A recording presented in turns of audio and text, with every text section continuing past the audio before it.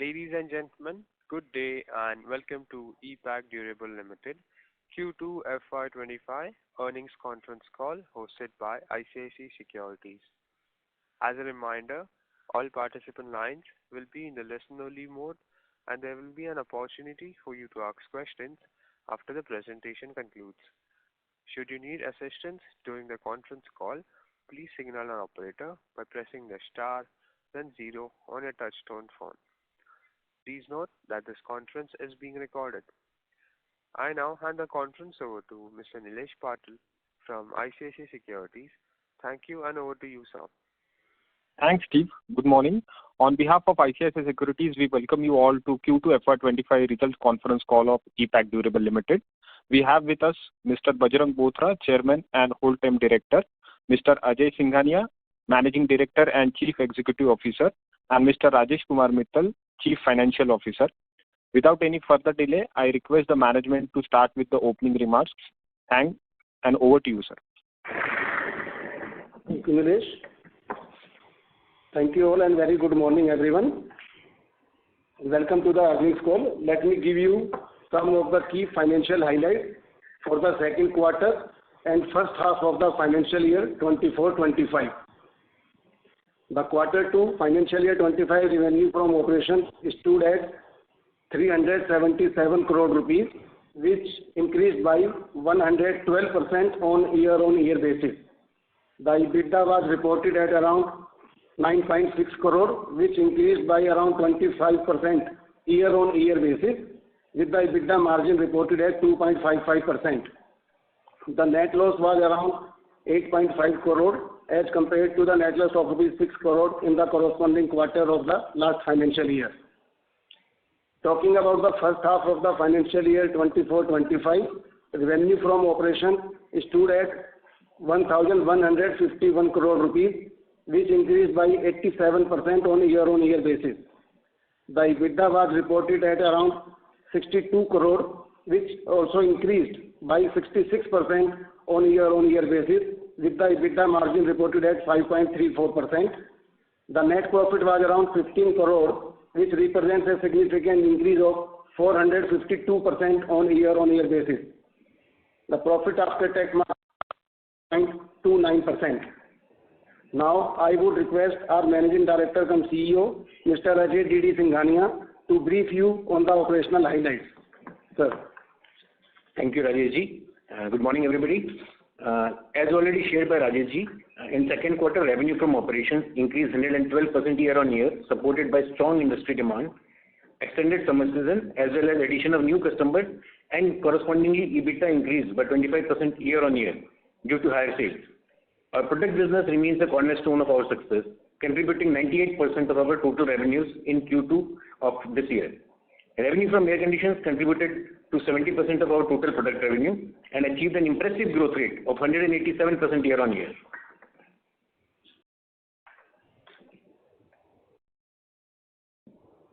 This has been possible because of the strong growth momentum driven by 3 strategic initiatives like commissioning of our Sri City and Bhiwadi plant, its utilization, which played a pivotal role in expanding our manufacturing capacity to meet the rising demand. These efforts collectively reinforce the company's positioning and growth potential in the competitive landscape. Consequently, EBITDA increased by 66% year-on-year due to higher sales. However, the capacity utilization of Sri City plant has just been 10% in first half H1 of this year. Although our fixed overheads have already started, this has dragged down the performance in the short term. Since by this investment we have created an additional capacity of 50%. Hence, in the long term, we are working to enhance the capacity utilization of our Sri City facility. We are extremely confident of utilization of its full potential and hence improvement in our overall performance metrics.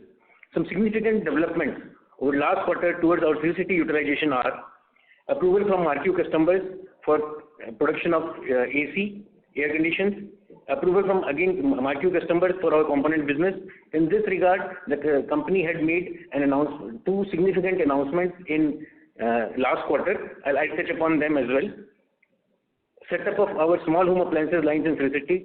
The Sri City we started only with air condition production. Now our small home appliances lines have been set up and will start utilization from Q4 of this year. Similarly, washing machine, our new product lines are getting set up in Sri City. The pilot production was successfully done in Q2, and Q3 we will see its utilization. Further, we are also setting up cooler lines in Sri City, which will be commissioned towards Q4. On top of Sri City, the company has made two significant announcements in last quarter, which will set the course of future. First, the company partnered with Hisense to manufacture its air conditioners and home appliances locally in India. The company will be investing in a new facility in Andhra, which is set to start production from June of 25. This alliance aims to generate $1 billion revenue over the next 5 years, serving both India and global markets and leveraging our manufacturing expertise to drive innovation in home appliances. The notable thing here is that the current facilities of the company will be utilized for supply of components to the new company. Further, another notable announcement done in last quarter was a strategic tie-up with Panasonic Life Solutions India Private Limited for manufacturing of its components both in Bhiwadi and Sri City and supplies to Panasonic. This also includes utilization of our printed circuit board controllers as an EMS to Panasonic. With this, we can now open the floor for Q&A session. Thank you very much. We will now begin the question and answer session. Anyone who wishes to ask a question may press star and 1 on their touchtone telephone. If you wish to remove yourself from the question queue, you may press star and 2.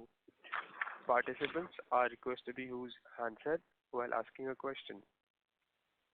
Ladies and gentlemen, we will wait for a moment while the question queue assembles.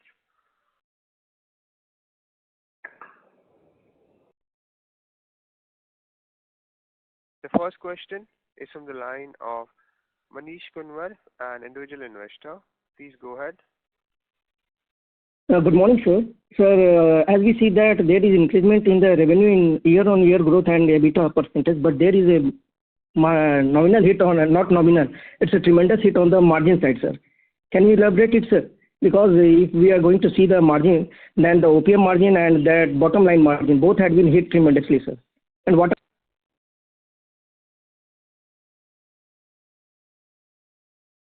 Sorry to interrupt, sir. The current participant has been disconnected. We'll move on to the next question. It's from the line of Amarnath Bhakat. Please go ahead. Hi, sir. Am I audible? Yeah. During your opening statement and also in your previous presentations, you have used this word strong growth and the strong almost $1 billion of the target. Now, if we look at the financials which you presented this time, revenue growth is very strong for sure, but the margin continuously getting down. On the same side, the cash coming from the operations are completely coming out of the negative side.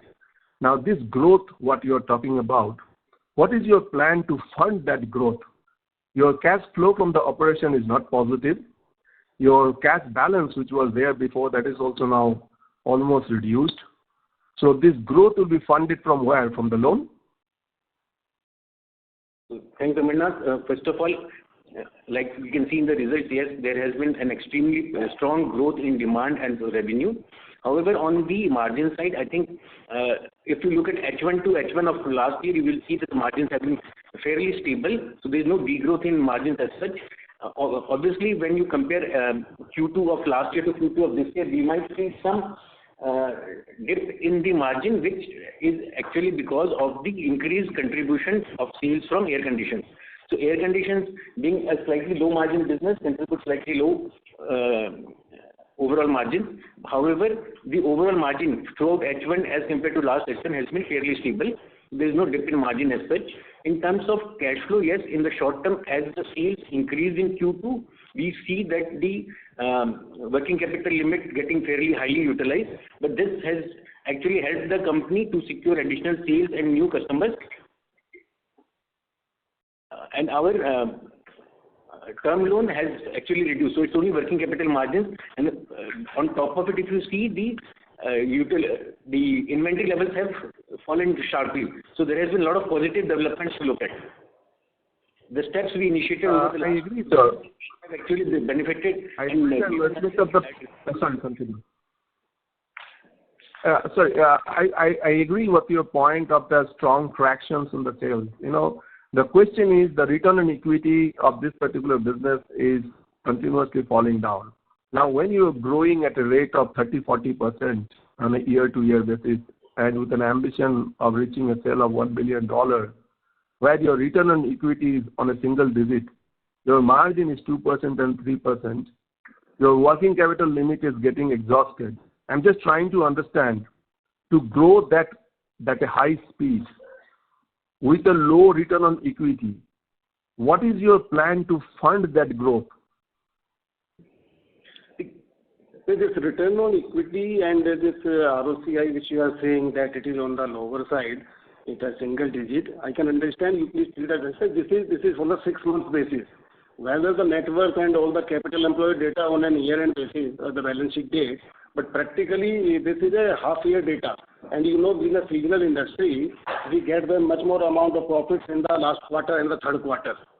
If you analyze this number and if you see the trailing number of the previous 12 months, the return on equity will be around 11%.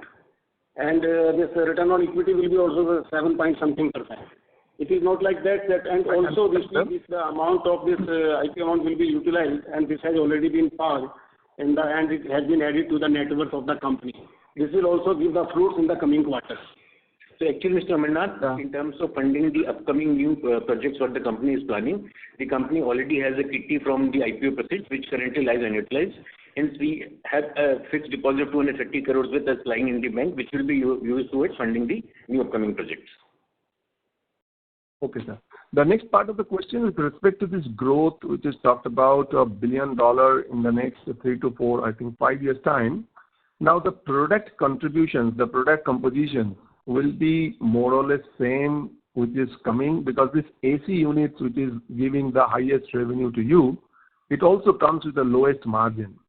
Now, I'm trying to understand this product mix, how this product mix is going to change in the upcoming years in order to make an higher margin, because if this margin continues to be in this 2%, 3% range, and I don't know what will be the inventory turnover, the return on equity going above 20% looks very minimal.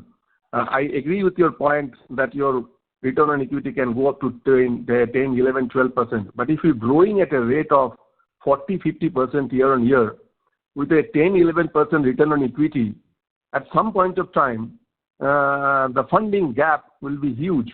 So I'm just trying to understand the plan for the business mix in coming years, how this mix is going to change in order to generate higher EBITDA margin, and also if you can highlight the expected inventory turnover. Actually, thank you so much, Mr. Amarnath, for asking this question. I was actually waiting for somebody to ask this. So first of all, the company is extremely confident and positive that we will achieve ROE, ROC of minimum 15% in time to come, very shortly within the span of 2 to 3 years for sure. And especially now in terms of this new opportunity, what we're talking about, $1 billion revenue over the next 5 years. Let me put it on record that this is not alone related to air conditioning business. This is one significant achievement because it has air conditions, it has washing machine, it has going forward, it has other appliances like refrigerators and new age appliances as well. So this actually helps us utilize our capacity not only for the season but actually throughout the year. So each product home segment what we are adding to this new company will actually help us not only improve our overall performance, but the overall capacity utilization and the fungibility of the investments what we have done will improve significantly because it will cater to the appliances of every season. So there will be washing machine, there will be refrigerator, there will be other appliances. And the overall mix will help us not only achieve better EBITDA margins and better material margins. If you can highlight a little bit, what should be your investment turn, the asset turn, expected asset turn? Any idea about for the new investment, what would be the asset turn? Yeah. So currently the company's asset turn is between 3.25 to 3.5. That's the current asset turn. With the way we are diversifying into new product segments, we are targeting an asset turn of minimum 4.5. And this new company, because this will not be investing into a lot of backward integration, which will be catered by our existing investments, and the new company's asset turn would be anywhere between 5 to 6. Okay. The last part of my questions is, you are now running in the industry, this EMS playing. Other than that AC unit and the home appliances and the white goods, any plan for improvement or growth on that printed circuit board, that area? Because it's very easy, the government is also quite focusing, and a lot of your peers are also focusing on that part. And being a sunrise industry, there's a lot of government support on that side. Can you talk about your plan about those part of the business? At the moment, it seems it's quite small, but considering the government importance for manufacturing the electric circuit boards and related items in India, what's your plan to grow that side? Currently, companies plan to grow its appliances division and the core competence what we have created around the entire range of home appliances. We see a lot of opportunities in this field itself, and the potential is not, we see the potential to be further utilized in coming times for sure. However, looking at the opportunities in the EMS space, the electronic manufacturing and the consumer electronics side, yes, we identify that those opportunities are there, we understand. We are carefully evaluating them, and although there are no plans to venture into consumer electronics in immediate short term, but however in medium to long term we are evaluating them, and any further development will definitely be intimated. And what is the situation in the inventory channel now, sir, in respect of this ACs? How the inventory channel position now, because now we are slowly moving into the winter season, and of course that is not a season for air conditions and others, but of course there's some marriage seasons and other things are coming up. So how the inventory position in the channel, and as well as the inventory position for your companies where you are supplying? Based on the market intelligence and feedback from the customers, we understand that even currently the channel inventories are fairly low, or they are in acceptable limit as compared to what traditionally the channel holds during this time of the year. So the entire trade is still very bullish on creating or in adding new products and in manufacturing. So over next, because the season is also approaching very fast, and manufacturing season for air conditioners generally starts from end of November or first week of December. So already most of the customers have started ramping the production. Thank you. That's all my side. Thank you. The next question is from the line of Bhumika Nair from DAM Capital. Please go ahead. Yeah, good morning, sir. Sir, just wanted to understand, in this quarter we've seen a very strong growth. What would have been the mix between the RAC segment and the non-RAC segment?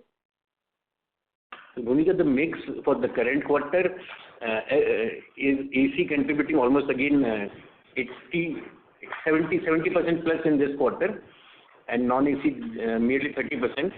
So just to add, traditionally Q2 we have AC 40% and non-AC 60%. This year we have AC 70% and non-AC 30%. So AC has grown significantly well even in Q2. Okay. So what you're saying is typically in the second quarter when AC demand is weak, it kind of tends to be about 40% contribution. This quarter, because of the strong demand, it has been at about 70%. Exactly. Okay. And this is including the components business as well for the AC whatever little that we components that we supply, that's included in the 70%, sir? Yes, including components, it will be less than 75%. Okay. Got it. Now, you mentioned that the trend of the growth continues into October, and you're seeing that, clients are already kind of placing orders for the next season, etc. How do you expect the year to kind of close at, with what kind of growth for this particular year in terms of AC, non-AC? And as we move ahead into the next year, how do you see that the season will really pan out? What is the sense you're getting from the industry players? And, if you can just talk about that. And then also out here, we were looking at one particular customer kind of scaling down, setting up their own in-house manufacturing. Do you see the volumes from that customer kind of coming down?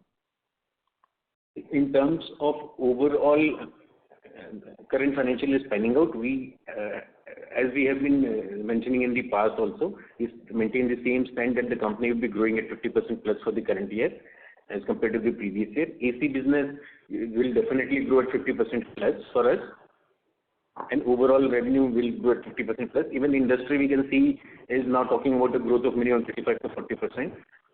So definitely that's one area. In terms of one significant customer setting up its, or rather starting its own facility, yes, that will have some impact on the growth with that customer.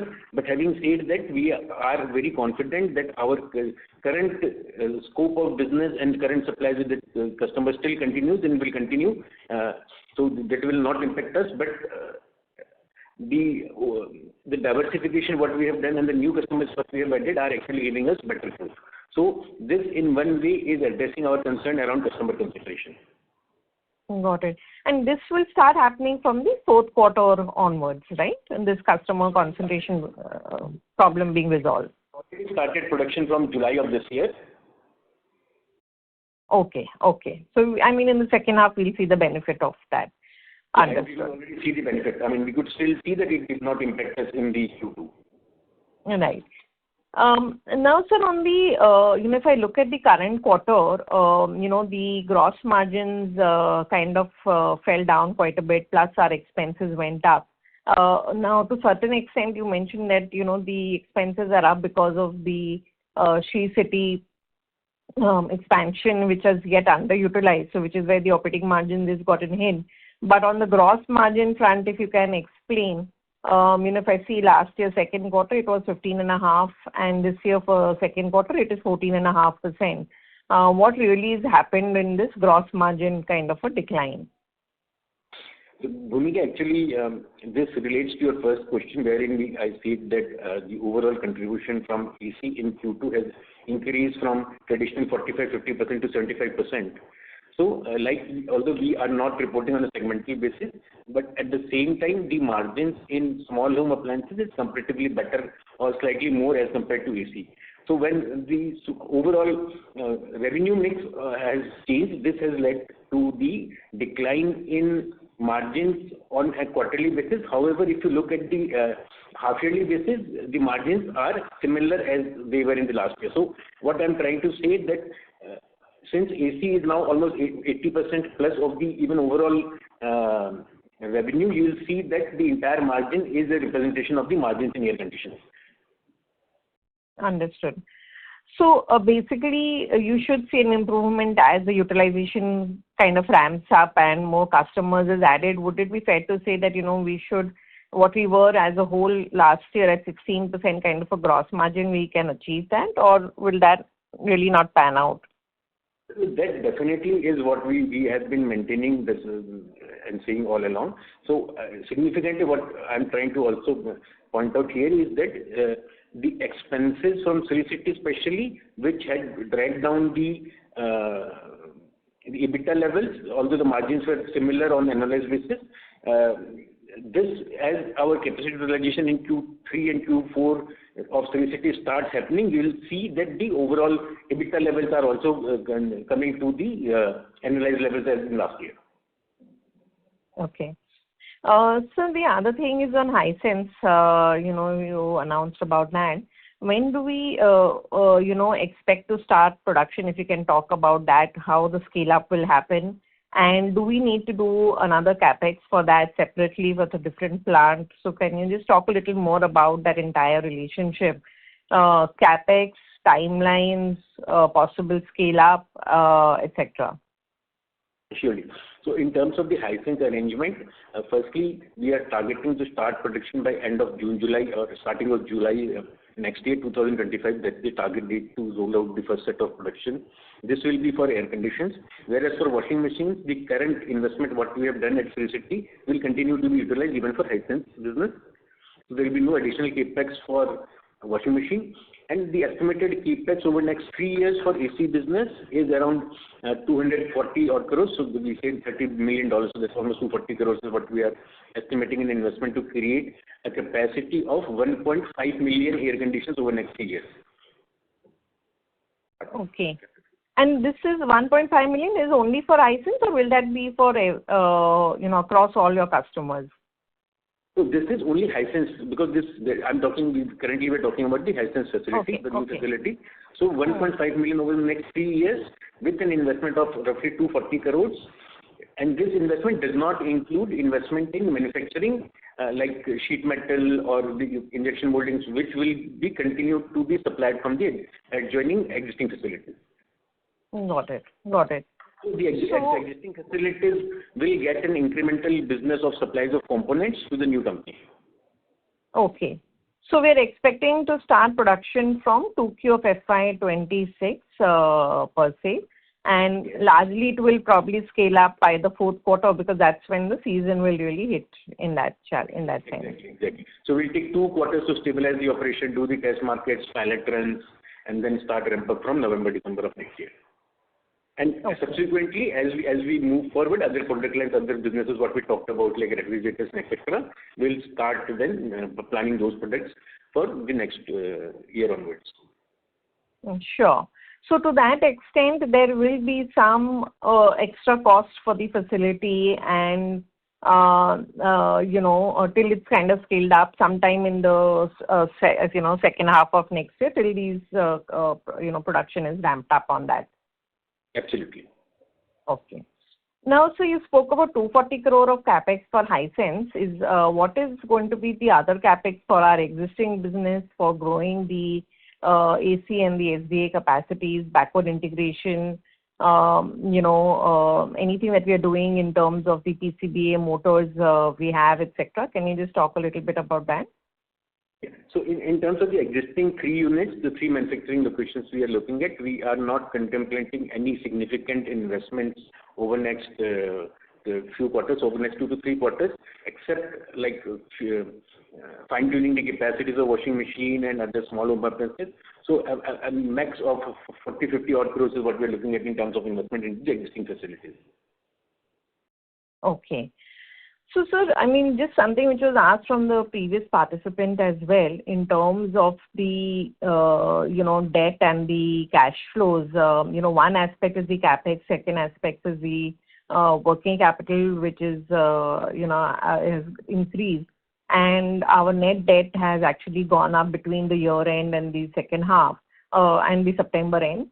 How do we see, the debt levels kind of moving between now and, 25, 26 as we incur this capex of, 250 crores for Hisense, and another, say, as you said, 50 odd crores, what I understood, is for our other businesses per se.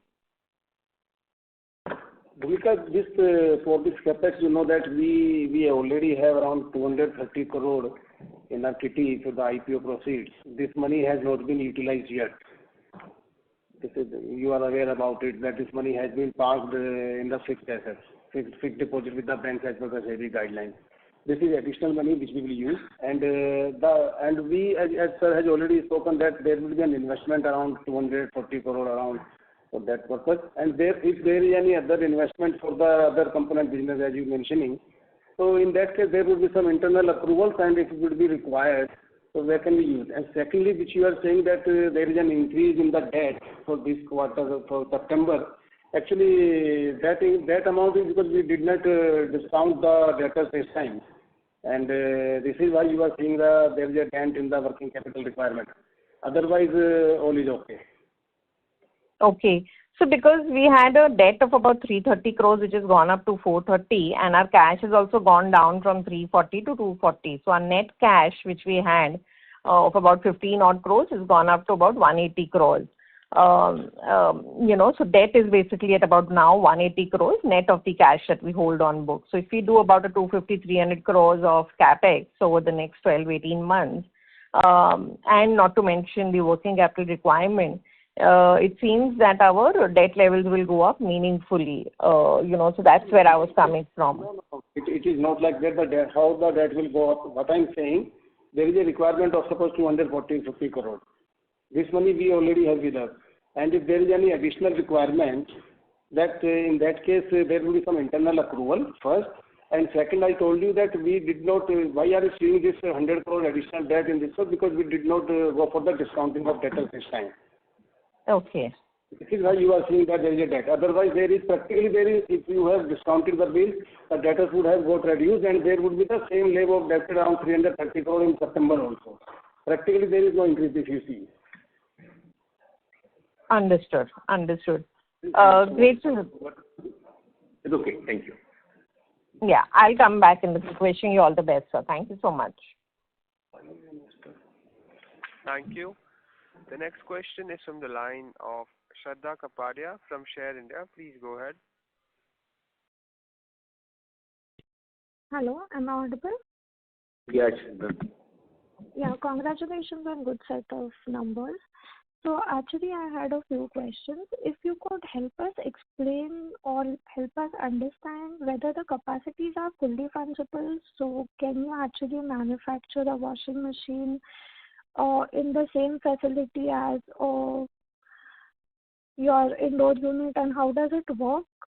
Also, if you could help us understand the current capacity utilization in terms of washing machine and the small domestic appliances, and the margin differential between the small domestic appliance, your large domestic appliance versus the room ACs. Yeah, that's it from my side. Thanks, Shraddha. So first of all, in terms of setup capacity for washing machine, to begin with, we have created a capacity of almost 25,000 washing machines per month, which translates to almost 200K of washing machines in a full year. So that's the initial installed capacity, for which there has been no additional capex done into manufacturing. So when I say manufacturing, I mean the entire current investments into sheet metal, plastic, and other manufacturing activities is going to be the same. So the same manufacturing capacity is going to get utilized. Only assembly lines and tools are the new investment for washing machine. The current capacity utilization for washing machine is nil because we are yet to start production. So we will start production from last week of November, first week of December. That's when we are starting the supplies to a few marquee customers who are already associated with us. In terms of margins product-wise, we are not reporting segment-wise margins and we are not doing any analysis around it. However, as a thumb rule, what I have been mentioning and maintaining is that the margins in air conditions is roughly 14.5 to 15%, which is represented in our overall numbers. So that our overall number is a fair representation of margins in air conditions. On top of it, the small home appliances and components, the margins are comparatively better by 100 basis points or so. Similarly, we contemplate that for washing machine also, we will be maintaining almost similar kind of margins at 15% and around. Okay. And so the capacities are fully fungible? Like if you could explain that? Yeah. So the manufacturing capacities are fully fungible. So manufacturing capacity means the injection moldings and the other components what goes into assembly line, that capacity is fully fungible. Only the assembly lines where the products get assembled are dedicated for a particular product. So, and almost 60 to 70% of the investment of the overall company's gross block is into manufacturing.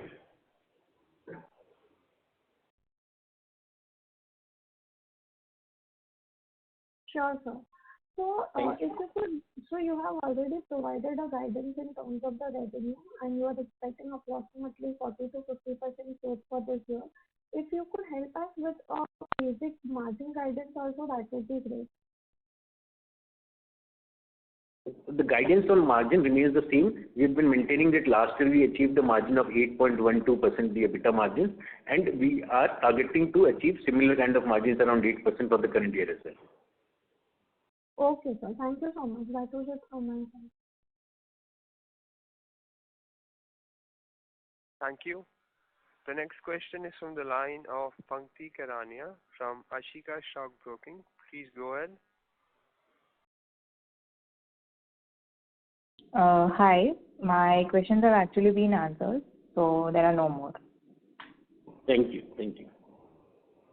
The next question is from the line of Ashish Sriram from JM Financial. Please go ahead. Yeah, thanks for the opportunity. So now we have Hisense, we have Panasonic. As far as our business development efforts are concerned, how do you, plan to spread that? And are there any new customers or any new segment that you guys are targeting? Yeah. So Ashish, both in terms of new customers and new segments, definitely we continue to diversify our product customer both, and this is, I think, a continuous ongoing journey. So in terms of immediate new product segments, if we look at, we are looking at products like, especially in small home appliances, we are looking at products like air fryers and others, which will get productionized in the coming quarter. Obviously, washing machine we have talked about a lot. Similarly, new customers, yes, definitely this month itself we have started production of air coolers for Bajaj, who is an existing customer. So it is not just new customers, at times it is also same customer for a new product. So I think that's an ongoing journey, and which is where our product development team and the business development team is continuously working. Yeah.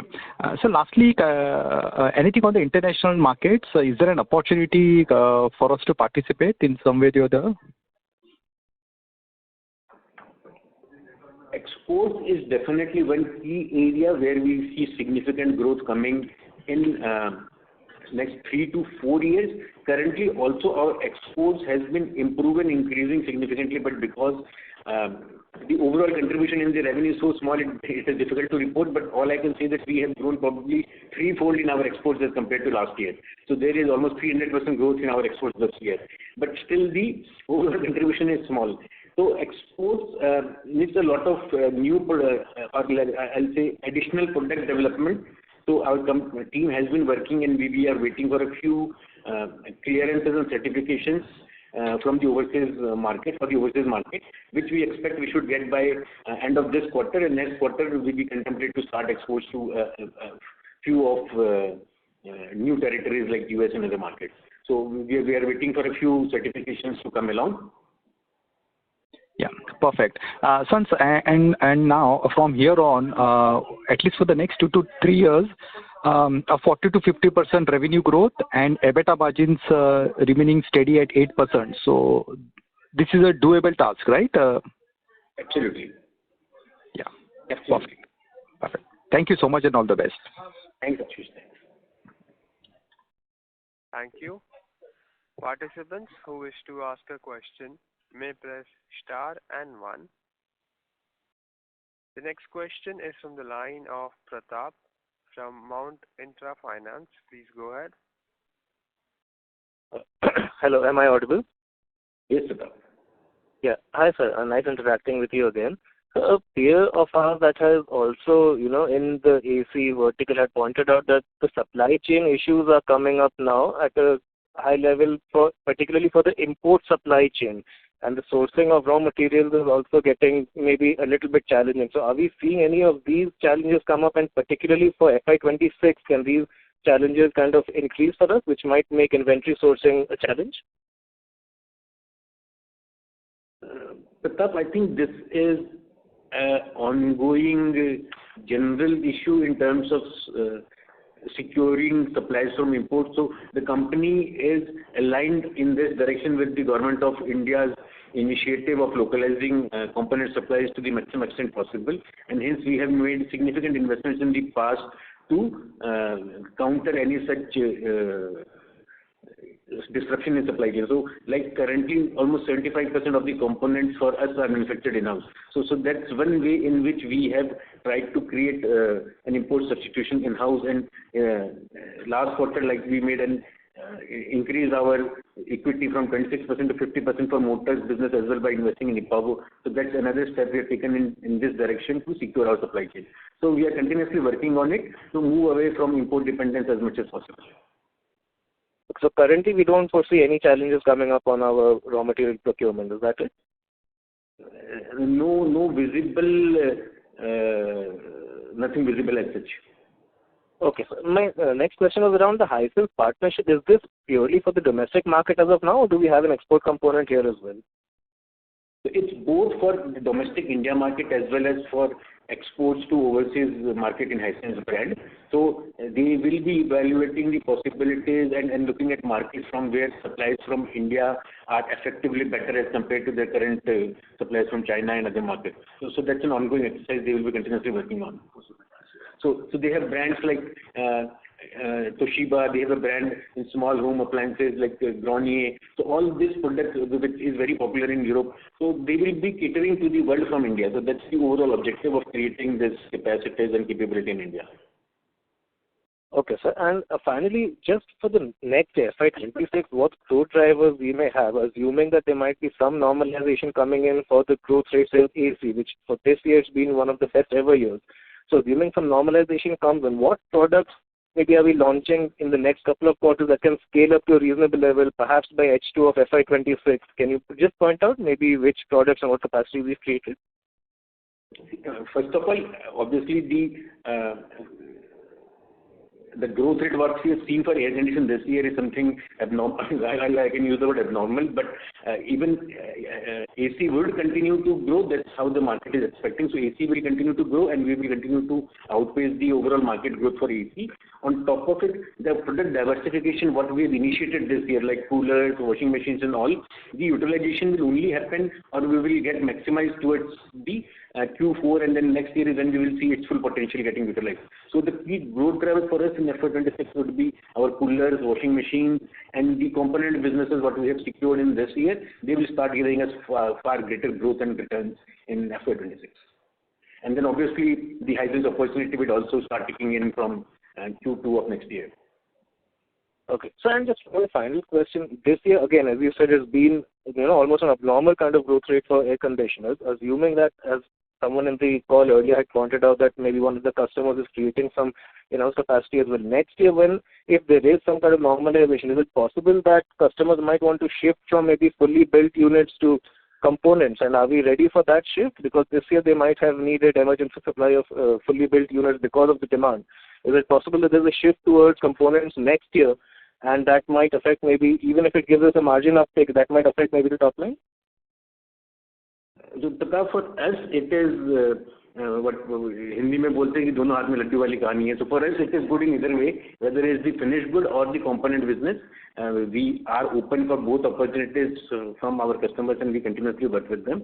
So the key thing here is that now, as an industry, we have, as a country, we have acknowledged that air condition is no more a luxury product. It's now a necessity, and the growth rate of last 4 years, now it's almost 17% is the CAGR of last 4 years for air conditioning industry, whereas this year it's obviously 40%, 50%. So that kind of a CAGR is a reflection that AC penetration, what we have been maintaining is highly under-penetrated. We can see that it is becoming more of a necessity. So air condition will continue to grow at 17-18% is for sure what we can see over the next 3 to 4 years.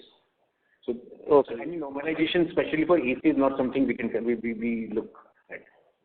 Okay. So we are reasonably positioned to supply our customers both on the finished goods as well as the component side. We can scale up the components and meet our desired growth rates as well. Is that it? Definitely, yes. Definitely.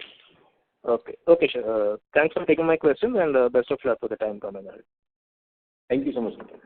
Thank you, sir. The next question is from the line of Shimanto from HS Securities. Please go ahead. Yeah, hi sir. Thanks for providing the opportunity. Just a follow-up question on the previous participant that as heard from one of your competitors that due to the BIS certification expiry, they are seeing a challenge from the supply side. So are we confident that it will not impact us on the import for the particularly RAC unit? Okay. So especially I think the industry is talking about BIS on plain copper, which has become effective as on 17th of October this year. So definitely to certain extent, because the current capacities in India are not enough to meet the industry requirement, there is definitely a challenge which is applicable to the entire, not only air condition but refrigeration, other industries also where plain copper is significantly used. So as an industry, we are putting up representation to the government to further extend the timeline till the domestic manufacturers who had committed to start production are in line. So yes, to that extent, only for plain copper, in the short term there is a challenge. However, a few players are expected to start production from next quarter. So at December onwards, a few players have committed that they will be starting production. So that's the kind of commitment they've given to the government of India. So we are also watching the developments that either the industry or the government will take in this direction. But yes, only for plain copper there is some challenge which the entire country is facing today. Okay. Yeah, thank you. All the best. Thank you. Before we take the next question, we would like to remind participants that you may press star and 1 to ask a question. The next question is from the line of Anshul Jeti from LKP Securities Limited. Please go ahead. Hello. Hi, sir. Am I audible? Yeah, Anshul. Yeah, sir. So this is kind of a repetitive question, and you have already answered it. It's regarding the capex plan for your partnership with Hisense. For the new plant you are going to set up, which will be set up by June 2025. I just wanted to know what are the capex plan that will be done by you, or what will be done by Hisense? The overall capex, like I mentioned previously, is 240 crores over the next three years for setting up the air condition capacities, and there will be further investments required once we decide on getting on with other appliances as well. So the current estimated capex is almost 30 to 40 crores only for air condition line and its capacities. This currently is being done 100% by EPack Durable as in a new subsidiary company. Whereas there is no investment, so this does not include any investments from Hisense. This is the total investment. Okay, sir. And regarding the capacity utilization for the Sri City plant, you said that it is currently underutilized. Can you quantify it? How much was it utilized in the quarter 2? The overall capacity of the company's total capacity today is 4.2 million units, of which Sri City is almost 1.2 million. So it's roughly 40% of the company's overall capacity. This was utilized almost 10% in terms of revenue. So Sri City contributed 10% of the overall company's revenue in H1 in 6 months. Whereas, the utilization, especially in Q2, dropped significantly because one, we did not have small home appliances which had not started in Sri City. It was only AC and its components what it was contributing to. So now we have already installed and taken approval for the small home appliances line also in Sri City. Washing machine line is something which is now operational. The pilot production has already been done. Cooler is something we are starting from next quarter. So a lot of diversification which is required to utilize the full potential of a plant is now on track for Sri City as well. Okay, sir. So what's the future outlook in terms of capacity utilization in quarter 3 and quarter 4 for Sri City plant? So by end of this year, we are the overall capacity utilization what we are targeting should be a minimum of 30% from Sri City in this year, and next year onwards we definitely look to further improve it to at least 60% onwards, and then improving it from the overall contribution level. Okay, sir. Thank you. That's all from my side. Thank you. The next question is from the line of Tanay Shah from DAM Capital. Please go ahead. Yeah. Hi, sir. Good morning. So I just wanted to know about our PLI benefits in this quarter and the update on the TLI for our plant. So Dinesh, in terms of TLI, we have an accrued of 30 crores from the last year, which is yet to be, so that is receivable what we have towards our achievement in last year, whereas this year the total contemplated TLI income is going to be 37.5 crores, of which the company has already accrued 21 crore in H1 of this year. Okay. Okay. So, and the other bit is, so given that a gross debt has gone up by 100 crores in the first half, do we expect any increase in the interest cost for the second half of this year, or do we think we can kind of manage it somehow? No, this debt actually you are saying that is 100 crore has jumped because we didn't, I earlier also replied to this question that we didn't go for discounting this time. This is why you are saying that there is a dent in the working capital and increase in the debt. You will see the debtors amount also has increased by the same amount. But we will maintain the finance cost for the next period actually. Okay, sir. Great. Great. Okay. Thank you. The next question is from the line of Amarnath from Ministry of Finance. Please go ahead. Yeah, hi. Am I audible? Yes, Mr. Amarnath. Hello? Yes. Sorry, and thank you for the follow-up. Just a little understanding on this raw material side. How much of your raw material content is imported out of the total basket? So, Mr. Amarnath, there are actually two ways to look at it. So, first of all, if you look at the component side of especially air condition, the company manufactures 75% by value of component in-house. So essentially what we don't manufacture is only the compressor. So that is one part of the answer. Having said that, the other way to look at it in terms of, because especially for the heat exchanger, the copper and aluminum are still imported. So if we look at from that point of view, almost 45 to 50% of raw material is imported and equivalent of almost 50 to 55% is domestic. So on one side we can say that 25% is... Yeah, go ahead, sir. Go ahead. Sorry. Yeah. So on one side we say that 75% components are manufactured in-house. However, for those components, a lot of raw material required is imported. Okay. So in that context, on that imported raw material side, now entire industry is facing two different challenges. One, with respect to this depreciation of the rupee, which is continuous and going ahead also, the things looking in that direction. Plus, there is a kind of an logistic related issues which is happening with Red Sea and others. That's also making the increase in the cost.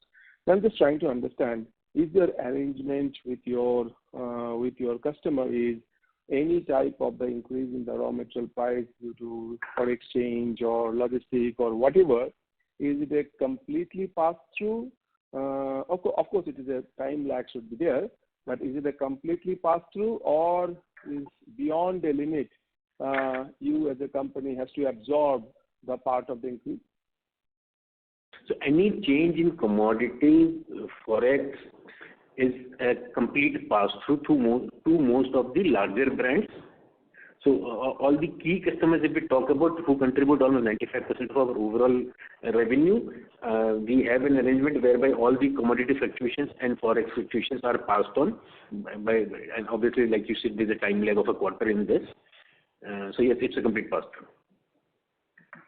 And you are talking about only two customers. What about others?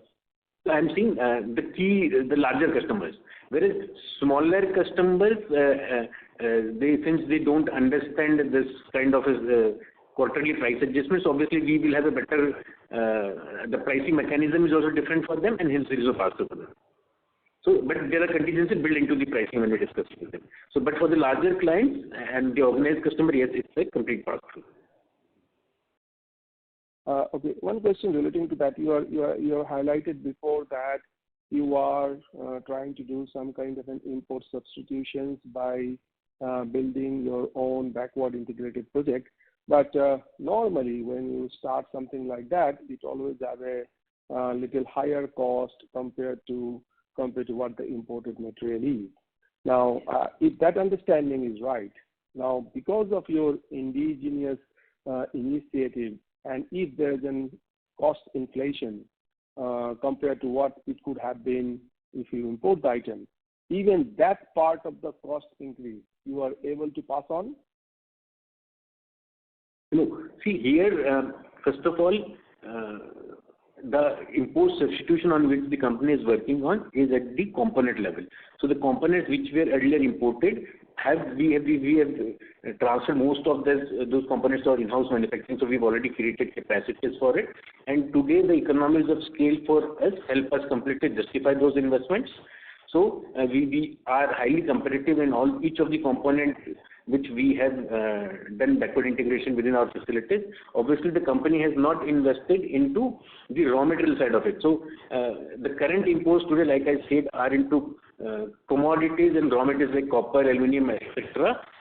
Obviously, which is a different business altogether. Sorry, I'm coming back to this original things of this cash flow part of it. Now, it's very clear from your all explanation so far in last 1 hour, that your growth is continuing to be 40-50% in at least for next 2, 3, 4 years in order to achieve that $1 billion sales. And if I assume your targeted EBITDA margin of 8.1 as well as your asset turn between 3 to 4, if assume that is all normal state, what kind of ROE or ROC you are envisaged to make if that all gone right? A 40-50% rate, 8.2 or 8.5 margin, all went right or all gone right, what kind of an ROE or ROC profile can we expect? Next 3 years, if we are talking about continuing the same pace of growth and meeting the target plans what we have shared just now, we are looking at an ROE ROC of minimum 17%. To 13%, sir. Your cost of capital, I'm sure, including of that, are your cost of capital is below 13%? Cost of capital is 8.75, 9%. Yeah. Almost 9%, 8.75 to 9%. You're talking about that is cost of debt? Cost of debt, yeah. Yeah, I'm talking about the overall cost of capital, including the cost of equity of a business of your kind, with nothing less than 14-15%. Now, I'm trying to understand, just give us the elaboration on this. Even in a best case scenario, you are saying you are going to make 12-13% ROE, ROC, whereas your business required to grow even 25-30%. All your cash. We are looking at an ROE, ROC of 17%. I did not mention 12-13%. So ROE is how much? 12%? Both. 17%. Yes. Both are 17%. Right. Okay, in a normal state of business. Okay, so in that case, at least because what you said so far, that all your cash which is there in the fixed deposit or IPO procedures, whatever, is going to be used for your funding your future capex plan for your own business plus this license business as well. So that means that growth has to be funded, the extra growth has to be funded from the internal cash generations from the business. Now, looking at your working capital heaviness of this business nature, I'm just trying to understand this internal cash accrual for funding the future growth, how it is being planned over a longer period of time. I'm not worried about 1 quarter, 2 quarter, or 3 quarter time. Even if I assume you wanted to grow 25% on an average over a longer period of time, your current ROE, ROC require that your internal cash generation should be sufficient enough to fund that growth. Otherwise, eventually the growth has to come down. So I'm just trying to understand the internal cash mechanism in a normal state of the business to fund your growth. Mr. Manap, like you said yourself, the current working capital deficit, let's say what you are looking at, is an intentional thing because the company had sufficient liquidity in hand not to discount the customer invoices. So this is two-pronged impact. The moment we discount, we will see the receivables and the debt coming down and working capital being normalized. However, intentionally we did not because the company was not in need of any fund. So the moment we discount the invoices, it has a two-pronged impact. So there is sufficient liquidity in the business. The liquidity is not a concern. Okay. So you're saying the bill discounting facility will be used and that will provide the cushion to the incremental working capital requirement, and to that extent, the company will be able to generate the internal cash flow, right? Yeah. So we had access. So what we have essentially done here is that we have accessed the working capital from the bank, which is a lower interest limit as compared to getting it discounted from the customers, which is a higher interest bearing instrument. Like a customer would discount an invoice at nothing less than 11 to 12%, whereas the bank discounting is at less than 9%. So the company assessed those funds which are lower interest bearing. Although this is showing in utilization of working capital. I hope I am being able to answer. Yes, sir. I think this was the last question. Yes, sir. Due to time constraint, this was the last question. I now hand the conference over to the management for their closing comments.